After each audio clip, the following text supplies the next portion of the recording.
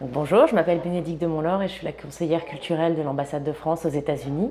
Donc, les services culturels sont la branche culturelle de l'ambassade. Notre rôle est vraiment de promouvoir la culture française auprès des Américains. Donc, nous avons trois activités principales.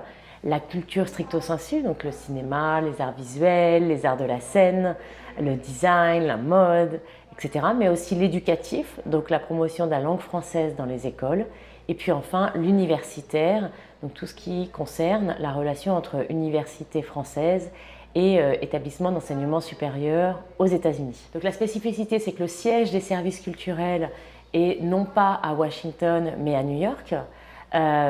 Mais ensuite, nous avons 10 bureaux aux États-Unis, c'est-à-dire que dans chaque consulat général aux États-Unis, il y a une petite équipe des services culturels qui est en charge donc de relayer cette action dans les trois domaines, la culture, l'éducation et l'universitaire. Dans chacune des villes, on essaie de trouver ce qu'il y a de plus pertinent. Moi, c'est ma deuxième visite à Houston et ce qui ressort quand même très clairement, c'est que ici, une des premières choses importantes, ce sont les arts visuels.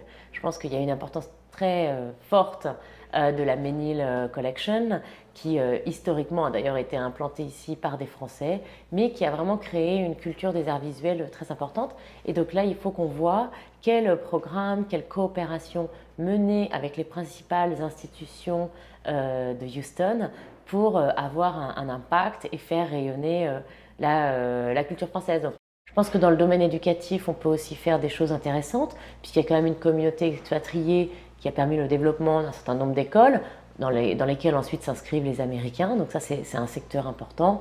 Et puis dans le domaine universitaire, il y a évidemment des universités très intéressantes ici.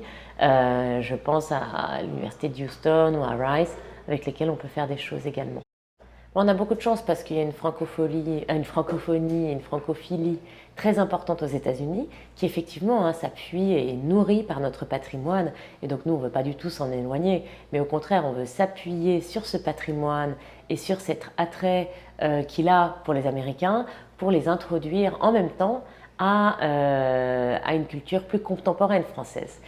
Il y a une tradition et une réputation française qui est excellente sur laquelle on va s'appuyer pour introduire les artistes plus récents qui sont déjà très connus en France mais qui n'ont pas encore percé aux États-Unis.